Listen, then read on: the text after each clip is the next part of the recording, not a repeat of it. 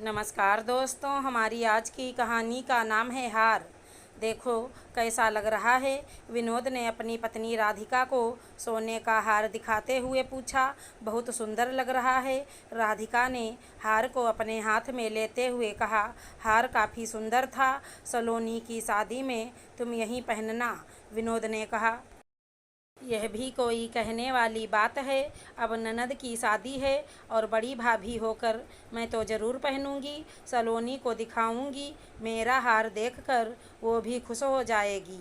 सलोनी के लिए बनवाए हुए गहने जब उसे दिखाए तो कह रही थी कि भाभी मेरे लिए इतना कुछ बनवाया है, कभी अपने लिए भी कुछ बनवा लिया करो।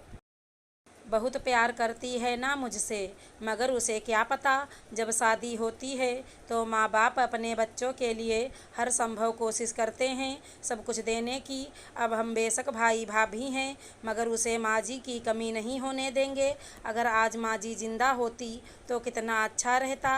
राधिका ने कहा। विनोद अपने परिवार का सबसे बड़ा बेटा है।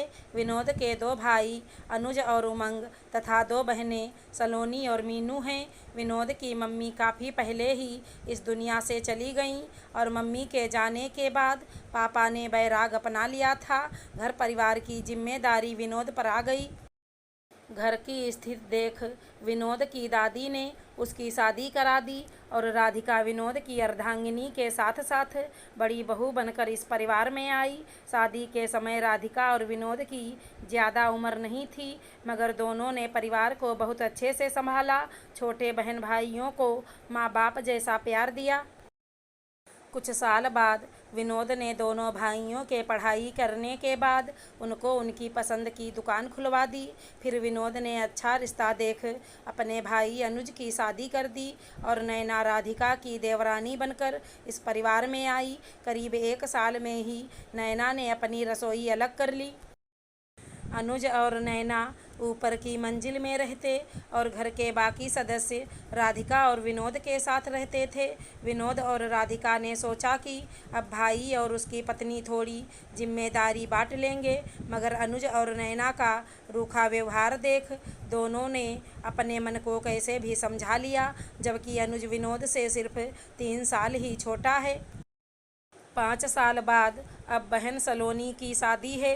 विनोद और राधिका हर जिम्मेदारी अच्छी तरह से निभा रहे हैं, कहीं कोई कमी ना रह जाए, क्योंकि अगर कोई कमी रह जाएगी तो समाज वाले यहीं ताना देंगे कि भाई भाभी थोड़े ही ना माँ जैसी जिम्मेदारी निभा सकते हैं। मगर सलोनी को अपने भाई भाभी से बहुत प्यार है, वो उनका बहुत सम्मान करती है। सलोनी ही क्या, मीनू और उमंग भी बड़े भाई भाभी को बहुत मानते हैं।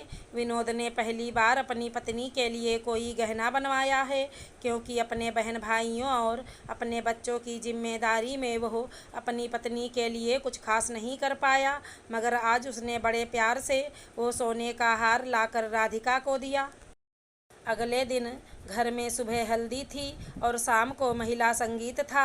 राधिका ने हल्दी की रस्म में ही हार पहन लिया, मगर जब नैना ने राधिका के गले में हार देखा तो उसे ईर्ष्या होने लगी, क्योंकि नैना के पास भी कोई हार नहीं था।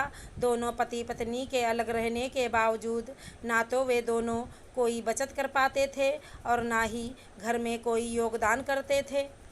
ज़्यादातर घूमना, बाहर खाना, बस यही सब करते रहते थे, क्योंकि जिम्मेदारी तो उन पर किसी की थी नहीं।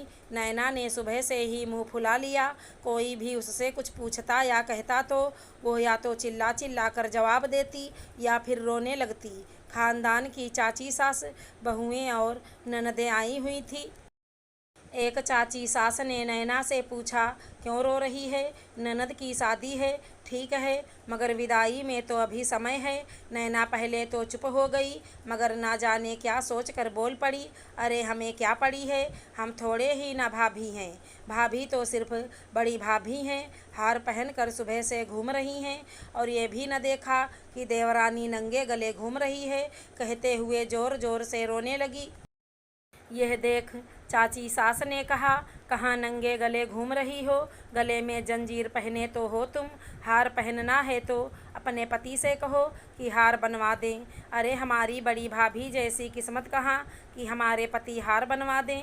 एक बहू हार पहने और एक बहू ये पतली सी जंजीर, कहकर फिर रोना शुरू कर दिया। यह सब देख राधिका की आंखों में आंसू आ गए। राधिका सोच रही थी कि जब जिम्मेदारी उठानी थी तब बराबरी का ख्याल नहीं आया और आज हार के लिए बराबरी करनी है। चाची सास ने राधिका से पूछा, राधिका तेरे पास दूसरा हार है? नहीं चाची जी, मेरे पास नहीं है। शादी में मेरी मम्मी ने चूड़ियाँ दी थी, इसलिए मैं ये चूड़ियाँ पहनती हूँ। शादी के इतने साल बाद ये मेरे लिए कुछ लाए हैं। ये हार मेरे पति का दिया हुआ मेरे लिए पहला तोहफा है, तो मैंने इसे पहन लिया। राधिका ने आंसू पोंछते हुए कहा। तो अब कैसे होगा, दूसरा हार भी नहीं है, चाची सास ने कहा।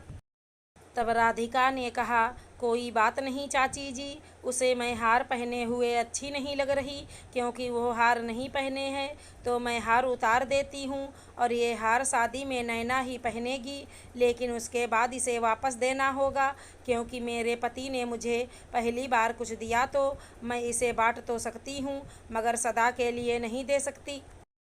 इतना कहकर राधिका ने नैना के हाथ में हार रख दिया, क्योंकि वो नहीं चाहती थी कि शादी का माहौल ख़राब हो। नैना ने हार ले लिया और जब नैना ने शादी में हार पहना तो सब उसे बेकार निगाह से देख रहे थे कि कैसे जेठानी के गले से हार उतरवा कर और खुद पहन कर इतरा रही है। मगर नैना को अपनी जेठानी से इतनी ईर्ष्या थी कि फिर भी उसने जेठानी को हार नहीं दिया। राधिका अपने गले में चांदी की जंजीर पहने अपनी सासू माँ के सारे कर्तव्य खुशी खुशी निभा रही थी, लेकिन शादी के बाद राधिका ने नैना से अपना हार वापस ले लिया। अगर हमारी कहानी पसंद आई हो तो चैनल को लाइक शेयर सब्सक्राइब करें। धन्यवाद दोस्तों।